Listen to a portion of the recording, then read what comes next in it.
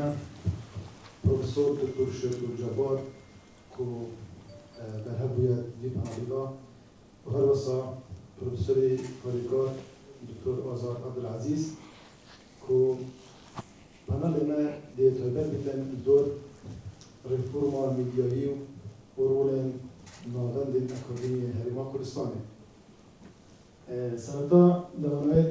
لپروفسور دکتر شیخ جبار دست بیکن بسیاری آراسته جنابی ما بکن که هرسانگاندن یان چونه بو رولی نیوند اکادمیکانی هریما کردستان لپروسه رفورمی میدیایی دا آیا ام روله به ارینی دزانن یا پیوستی به گرانکاری هست؟ بله دکتر. سپاس بۆ بەڕێزت کاک دکتۆر جەنابیش بەخێر بێت لە ڕێگایکی دوور لە بادینانەوە هاتووی ماندوو نەبن بەخێر بێت کاک دکتۆر ئازاد لە زانکۆی سڵاحەدین سەرۆکی بەشی میدیا بەخێرهاتنیەکەین سوپاس بۆ بە ڕێزان ئامادەسازی ئەم کۆربەندە بە ڕێزا واروە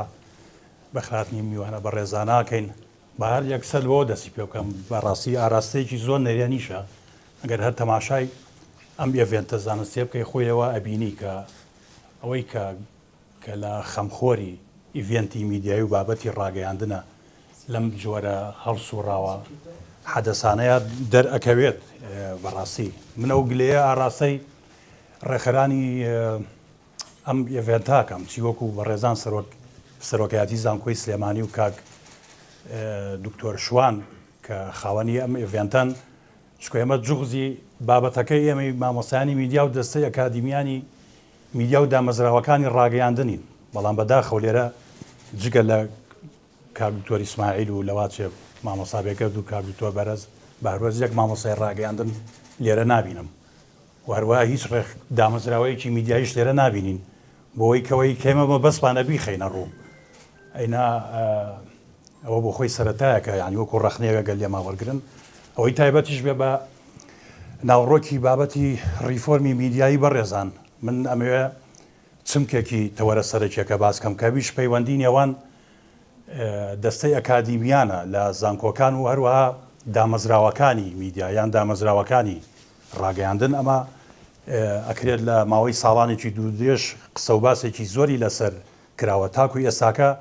بارودۆخێکی ناسەقامگیر و ناجێگیر هەیە لە نێوان ئەم دوو دامەزراوەیە کە دامەزراوەی یەکەمیان ئەکادیمیانە ئەڕوانێتە پیشەی ڕاگەیاندن ئەوەی دووەمیشان کە خۆی بە ئاوێنەی کۆمەلگا ئەزانێ و هەواڵ و زانیاری ئەبەخشێت بە جەماوەر بەڵام بەداخەوە تاکۆی ئێستاکە جۆرێک لە پەیوەندی بارگرژی هەیە لە نێوان ئەم دوو سێکتەرە لە نێوان ئەم دوو دامەزراوەیە بە ڕێی من چەند هۆکارێکە یان چەند خاڵێکی ئەیگەڕێنەوە بۆ ئەو بارەنە سەقامگیریەکە لە نێوان ئەکادیمیانی بواری ڕاگەیاندن و میدیاهەیە و هەروەها دامەزراوەکانی ڕاگەیاندن کە گرنگترینیان بەڕێزان کێشەیەک هەیە لە جیاوازی نێوان دیدگای ئەکادیمیا و دیدگای پراکتیکی پیشەیی ئەمە تەسەوڕەکەم لە هەموو مەجالە کانی بواری زانستی یان پیشەیەکانی ترا هەبێت بەردەوام دامەزراوەکانی میدیا گلەی ئەوەمان لەکەن کاڵەن دەرچوانی بەشی ڕاگەیاندن تەنها تیۆرین یان هیچ بابەتێکی پراکتیکی یان کردارێکی پراکتیکی پیشەی میدیاییان نییە کاتێکیان بۆ لای ئێمە و تەنها تیۆریانە ئەڕوانە بە بابەتە پیشەکان کە لەگەڵ واقعی ئەمڕۆی واقع گۆڕاوەکانی ڕاگەیاندن ناگونجێکە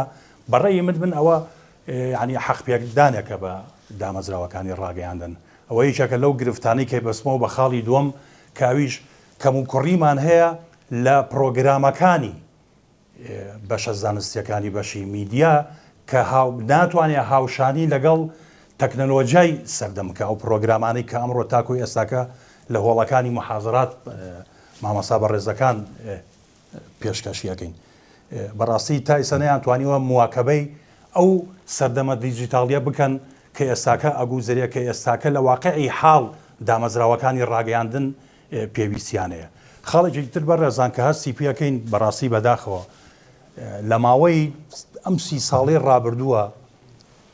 نە هیچ زانکۆیەک لە ئاسیەریبی کوردستان و نە هیچ دامەزراوەیەکی ڕاگەیاندن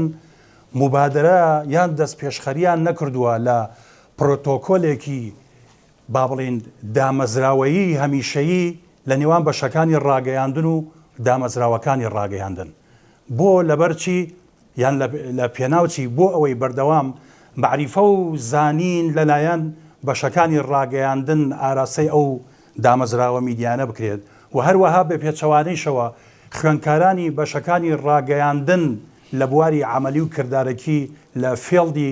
میدیایە ئەزمون وەرگن ئەمە گەورەترین کێشەیە لەواچە هەندێک بەڕێز پرسیارەوە بکا بڵێ کاک دوکتۆر ئەی ئێمە ساڵانە 2 مانگ مەشقی هاوینەمان نییە لە دامەزراوەکانی ڕاگەیاندن لەلایەن خوێندکارانەوە بەڕێزان بەداخەوە ئەمڕۆ ئەوانەی کە گلەیی و ڕەخنا لەسەر ئەو ئەدای 2 مانگ مەشقی هاوینەیە کرێت دامەزراوەکانی ڕاگەیاندن یعنی لەواچە بەس من و کاک دوکتۆر ئازاد و ئەو بەڕێزانەی تر کە سوڕێکی بەشەکانی ڕاگەیاندن بزانن چی گرفتێک لە ناوەڕۆکی ئەو پرۆسەی مەشقی هاوینە هەیە دوایەوە بەڕێزان مەسەرم پرۆتۆکۆلی دامەزراوەی هەمیشەیی لە نێوان زانکۆ و دامەزراوەکانی ڕاگەیاندن تەنانەت بۆ مەشقی هاوینەی خوێندکاران نییە یعنی ئەم جۆرە کۆربەندانە یەکێکە لەو جۆرە پەیوەندیانە وەرکشۆپاتی بەردەوام خولی ڕاهێنان یعنی بۆ کرێک کەناڵێکی عەرەبی لەناو ئەو بیابانی سەحرای عەرەبیە 10 ساڵەمەوە پێشبووی لەوە کردوتەوە کە ناوەندێکی ئەکادمی ڕاهێنان و مەشقی هەبێ بۆ ڕاگەیاندنکارانی بۆ ئێمە ماشەڵڵا شکر بە و داهاتە زۆر وزەوەنەی کە هەر کارکتەرێکی سیاسی خۆی خاوەن دامەزراوەیەکی ڕاگەیاندە بۆ بیر لەوە ناکاتەوە کە دامەزراوەیەکی مەشق و ڕاهێنانیان هەبێ هەردوو لا سوود ببینن لە مەجالەکە یەک خاڵێکی تر بۆەوەی کە زیاتر بابەتەکان بە جێبەڵم بۆ کاک دکتۆر ئازاد ئەویش لەواچە ڕوبەڕی یەخەی خۆمان بگرێت وەکو مامۆستایانی بواری ڕاگەیاندن و لەواچێت ئێستاکە هەندێک بەڕێز لە ئوستازە ئازیزەکانی بواری سایکۆلۆجیا و کۆمەڵناسیش تۆزێت دڵتەنگ نەبن بەرامبەر ئەو قسەی من ئەمە وەکو ڕەخنەیەکی زانستیە من کاتی خۆی ئوستازەکەم کە سەرپەرشتیارم بوو لە دکتۆرە لە وڵاتی مسر قسەیەکی زۆر جوانیە بوو ئەوێت ئێمە ڕاستە مناڵی شەرعی ناو هەنگناوی کۆمەڵناسین بەڵام خۆ من ئەولادیش کاتێک تەمەنێ بێ بە 18 ساڵ ئەکرێ سەربەخۆ بێ ئەمە یەکێکە لە گرفتەکانی توێژینەوەکانی بواری ڕاگەیان تاکو ئێستاکە ئێمە ئەو زاتەمان نەکردو خۆمان قورتارکەین لە قاوەغی زانستی کۆمەڵناسی و دەروونناسی و هەروەها کاک ببوورە یعنی یاسا وەکو بەشێک کە زۆر جار توێژەران چۆنەڵی ماڵتی توێژینەوەکانیان ئەو قاوەغەی گردووە یعنی تۆ ئێستاکە هەر بە ڕێزێک ئەگەر بیوێ مەسحێکی مەیدانی بکە لە کۆی سەرجەم ئەو توێژینەوانەی کە بەشە زانستیەکانی ڕاگەیاندن ئەنجامیان داوە من دڵنیام لە 180 بەسەرەوە زیاتر ئەو توێژینەوانە ماڵتی اختصاصی یعنی دیسپلینەریە زیاتر بەلای کۆمەڵناسی و بەلای علم النفس و بەلای یاسایە من مەبەستم ئەوەیە ئێستاکە ئەم سەردەمی ئەوەیە کە ڕاگەیاندن و بەشەکانی ڕاگەیاندن سربەخۆیەکی تەواویان هەبێت لە پێناو باشترکردنی ئەدای دامەزراوەکانی ڕاگەیاندن یعنی ئەکرێت ئێستاکە لەم سەردەمەی ئێستای تەکنەلۆژیا و تەقەنیاتی میدیایی هەژمۆنی زیرەکی دەستکرد سەردەمی مۆدێلی داتا جۆرناڵزم سەردەمێک کە ئێستاکە بە تەکنیکی سەردی خەبەری دیجیتاڵی ئەکرێ ئیتر لەمە دووە ئێمەش خۆمان لە قاوەغی ئەوەی ئایا پاڵنەرەکانی جەماوەر لە بەکارهێنانی سۆشیال میدیا و کەناڵەکانی میدیا چییە ئایا کاریگەریە کۆمەڵایەتیەکان و کاریگەری سایکۆلۆژیەکان و مادیەکان کەناڵەکانی ڕاگەاندن لەسەر جەماوەر چییە یعنی ئەمە ئەکرێ بەس بێت ئەو فترە زەمەنیە کۆتایی پێات با ئێستاکە توێژینەوەکانی مامۆستایانی میدیا و ڕاگەیاندن با تەرکیز بێ لەسەر ئالیەتەکانی پێشخستنی بواری ڕاگەیاندن و ڕۆژنامەنووسان زۆر سپاس بۆ هەموو لێ بەڵێ جان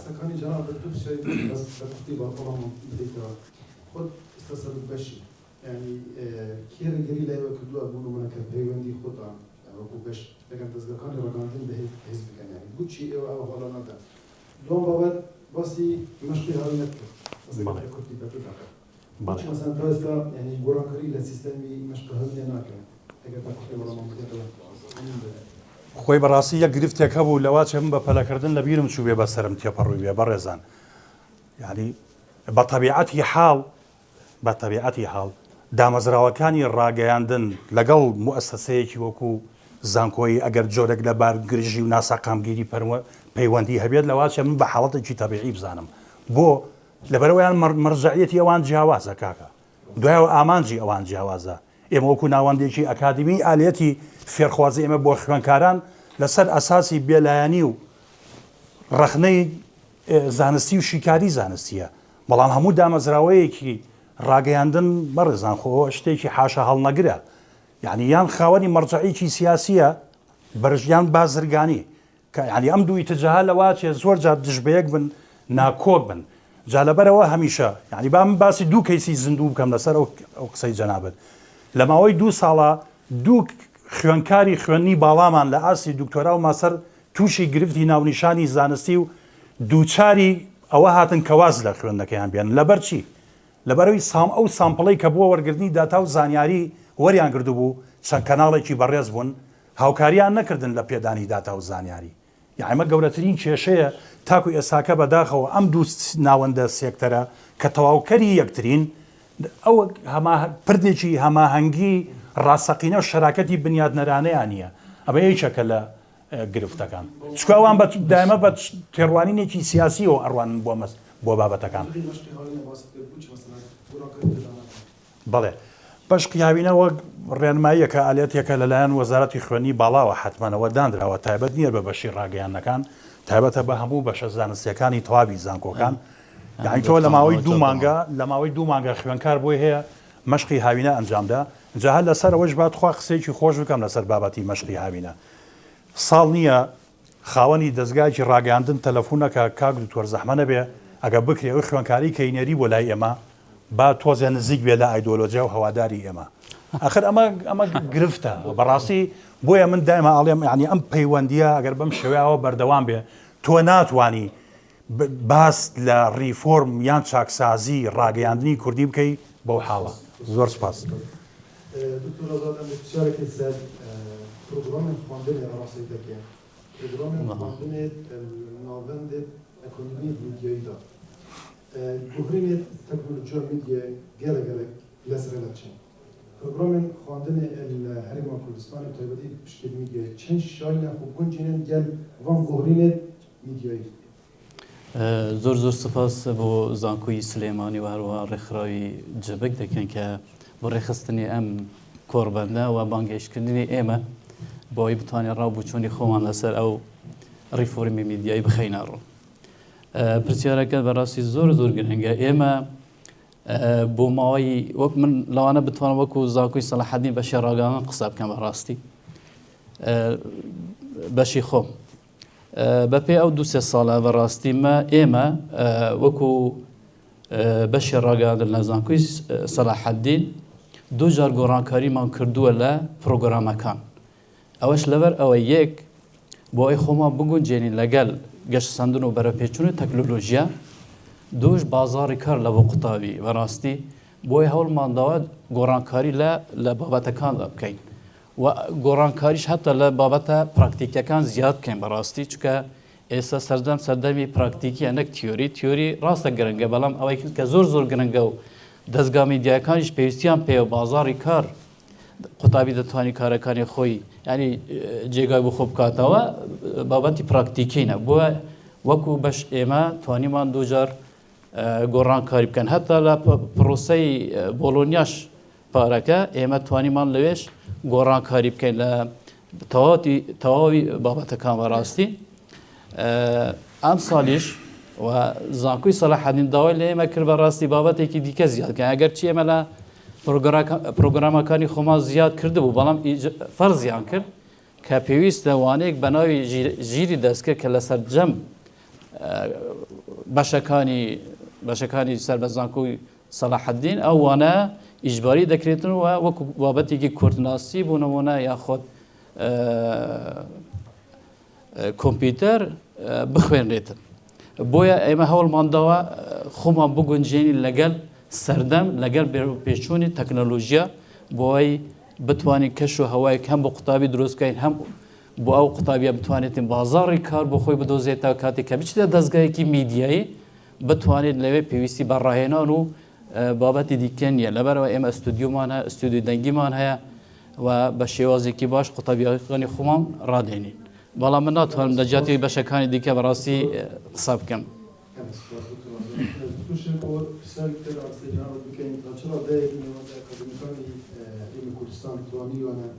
ڕۆژیان هەبێت لە داڕشتون و هەموارکردنەوەی یاساکانی میدیا لە هەرێمی کوردستان چون دەتوانین ئەمڕۆ لە برنتر لێ بکەین. بەڵێ بەڕێزان خۆ تاوان ئێستاکە هیچێک لەو کەم و کوڕیانەی کە ئێستاکە ناوەندە ئاکادیمیەکانی مەبەسم بەشەکانی ڕاگەیاندن یان بەشە زانستیەکانی ڕاگەیان و میدیا لە زانکۆ حکومی و ئەهلیەکان کە هەیەە کە ئەویش گرفتی منهەجە ئەو منهەجەی کە باس دەکرێت خۆشبەختانە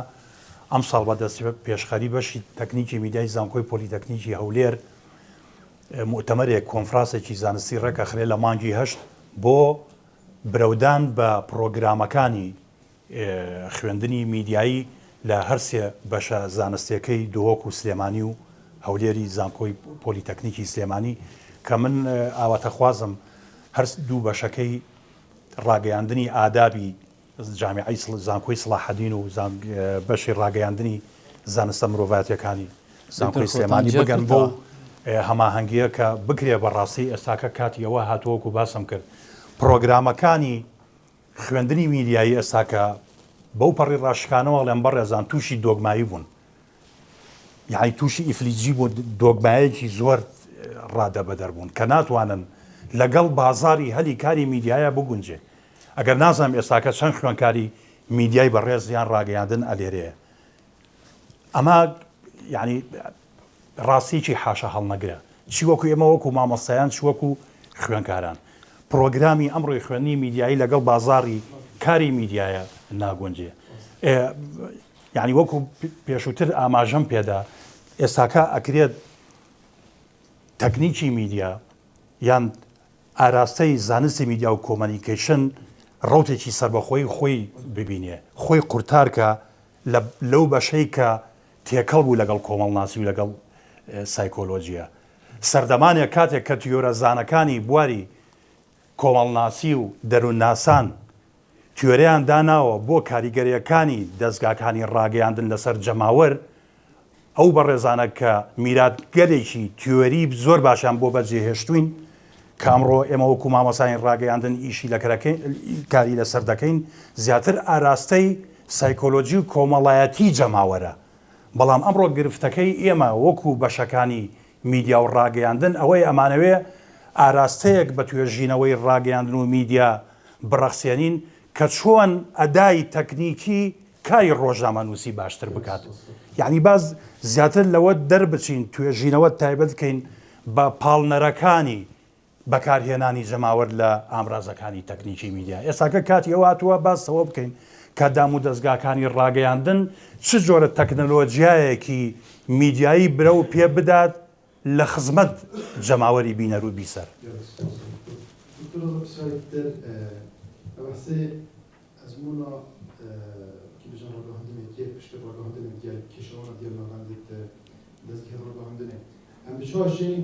أزمونا نوفند الأكاديميين دربة مثلا BBC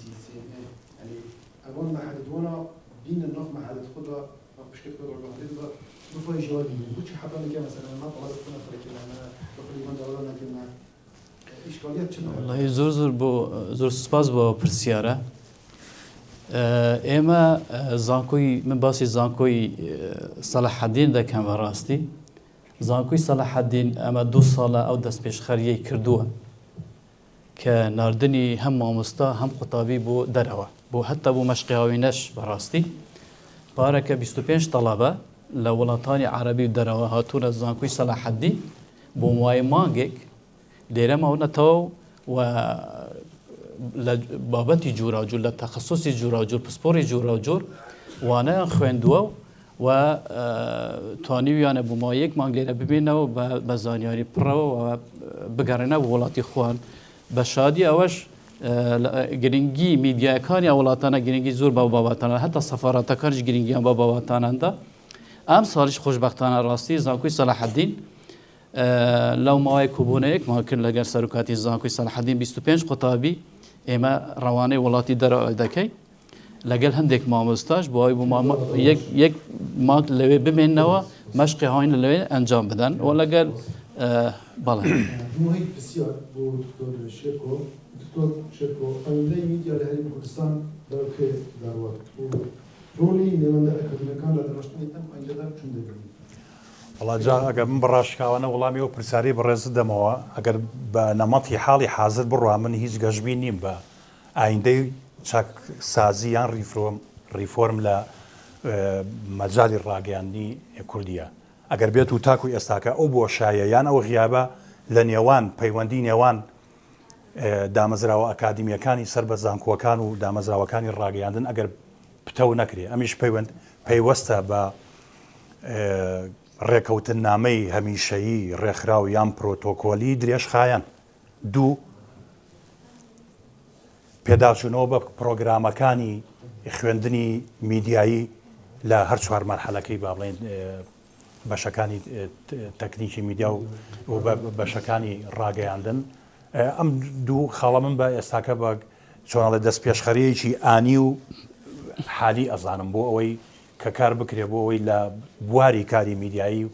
و خوێندنی میدیایی چاکسازی تەواو بکرێت. وڵی دەمەوێت خاڵ باس کەم لەسەر گۆڕانکاری بەسەر مەشقی هاوینە ئێمە بەڕاستی گۆڕانکاریمان بەسەر ئەوە داهینەوە لەبەر زانکۆی سەلاحەدین ئێمە کۆبوونەیەک لەگەل دنیای جووری لەسەر ئەو بابەتە قسەمان کرد باوەی تەواو بکەم توانیمان زانکۆی سەلاحەدین وتی ئێمە لەگەڵ دەستگاکانی میدیایی دەبی دابنیشین لە هەفتەیەک وانێک مەشقی هاوینە مانگێک دوو مانگ نامێنێتن دادانرێتن قوتابیەکان دەگەنە گرۆپات هەر مامۆستایەک دەتوانێت قوتابیەکانی خۆی بۆ دەستگایەک بنێرێتن بۆیە ئەوە نەماوە کە